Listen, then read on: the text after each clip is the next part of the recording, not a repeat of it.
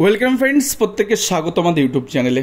যে সমস্ত ভিউয়ার্সরা প্রথমবার চ্যানেলটি দেখছেন তারা অবশ্যই চ্যানেলটিকে সাবস্ক্রাইব করে দেবেন এবং চ্যানেলের পাশে থাকা বেল আইকনটি প্রেস করবেন যাতে এই ধরনের খবরাখবর সবচেয়ে আগে সবচেয়ে দ্রুত আপনাদের কাছে পৌঁছে যায়।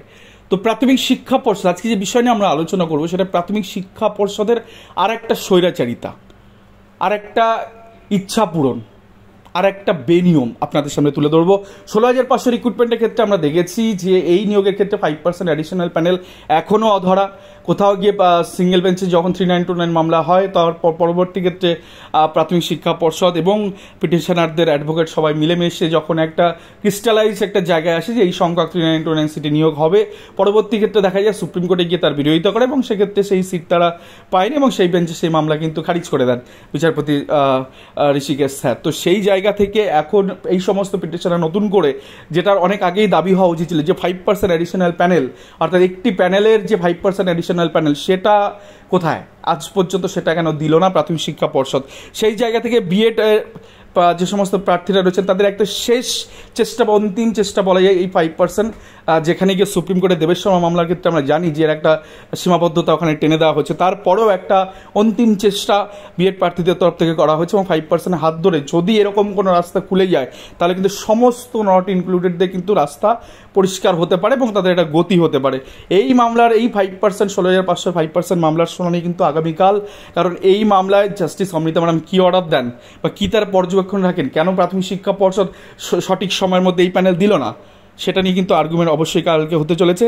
তো যদি 5% অ্যাডিশনাল প্যানেলের বা পুরো প্যানেলটা যদি ঠিকঠাক করে হতো তাহলে কত সংখ্যায় নিয়োগ পেতে পারতো কারো ধারণা আছে? সে ধারণাটা আজকে আপনাদের দেবো।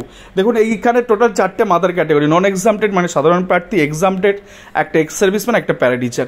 এই যে প্রথম সাধারণ প্রার্থীর ক্যাটাগরিটা বাদ দিয়ে বাকি 3 ক্যাটাগরিতে সিট কনভার্সন হয়নি, অর্থাৎ এই যে ধরুন 100টা সিট রয়েছে এক্সামটেডের ক্ষেত্রে, তো সেক্ষেত্রে মাত্র 10 জন এক্সামটেড সাপোজ পাওয়া গেছে, বাকি 90টা সাধারণ প্রার্থী সেখানে আসবে।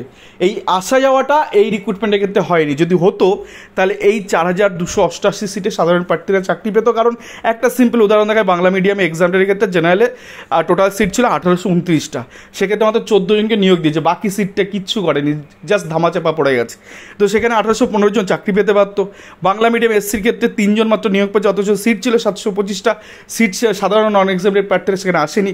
এরকমভাবে এক্স সার্ভিস মানে বহু সিট ফাঁকা, প্যারা টিচারের ক্ষেত্রে বহু সিট এরকম ফাঁকা, টোটাল যোগ করলে 4,288 সিটে নিয়োগ দেয়নি প্রাথমিক শিক্ষা পর্ষদ এখানে। দেন তারপরে এর পরে 5% অ্যাডিশনাল প্যানেল যদি আসে, অর্থাৎ 825টা সিট, অর্থাৎ এই 4288 সাথে 5% অ্যাডিশনাল প্যানেল 825 যোগ করলে প্রায় অলমোস্ট 5,000-এর উপরে সিট কিন্তু পেতে পারতো বিএড প্রার্থীরা এই জায়গা থেকে। 16,500 রিক্রুটমেন্টে যারা বসেছিল তারা, কিন্তু প্রাথমিক শিক্ষা পর্ষদের স্বেচ্ছাচারিতা, বেনিয়ম, অনিয়ম, এগুলোর জন্য প্রার্থীদের, এই সমস্ত প্রার্থীদের, ছাত্রছাত্রীদের কত পরিমাণ টাকা পয়সা নষ্ট হয়ে আজকে একবার single bench, division bench, supreme court, এই তো হচ্ছে ব্যাপারটা। কোথাও গিয়ে একজনকেও বলছে না নিয়োগ আমরা দিতে চাই, বাট নিয়োগ কোথায়? নিয়োগের যখন একটা রাস্তা খুলছে সেখানে গিয়ে হাতুড়ি বাটা করছে, এই তো চলছে। গোটা নিয়োগ প্রক্রিয়াটা প্রহসনে পরিণত হয়েছে, আর কিচ্ছুটি না। সঠিক সময় দিলে আজকে দেবেশ শর্মাটা মানে বাধা হতো না, এই সমস্ত প্রার্থীরা কিন্তু চাকরিটা পেয়ে যেতেন যত সময়। আজকে 5% অ্যাডিশনাল প্যানেল দেবে না কেন? 2009-এর ক্ষেত্রে 5% অ্যাডিশনাল প্যানেল প্রকাশিত হয়েছে, 11,765 যে 9,533 বেরিয়েছে তার 5% অ্যাডিশনাল প্যানেল বেরিয়েছে, একই তো রুলস। তাহলে কেন 42,949 এবং 16,500 5% অ্যাডিশনাল প্যানেল দিল না প্রাথমিক শিক্ষা পর্ষদ? কার কথায় কে চালাচ্ছে প্রাথমিক শিক্ষা পর্ষদকে? প্রশ্ন তো উঠবে। এবং এই জায়গা থেকে যদি অমৃতা ম্যাডাম ভিতরে ঢোকেন, অজস্র দুর্নীতি, অজস্র বেনিয়ম, অজস্র অনিয়ম কিন্তু ধরা পড়তে পারে এবং এই মামলার হয়তো হাইকোর্টে হয়তো চাকরি রাস্তা নাও খুলতে পারে, কারণ সুপ্রিম কোর্টের দেবেশ শর্মা মামলার একটা ক্লারিফিকেশন রয়েছে, তো হয়তো সুপ্রিম কোর্টে কি নিষ্পত্তি হবে। কিন্তু যদি হয় তাহলে সমস্ত প্রার্থীদের কিন্তু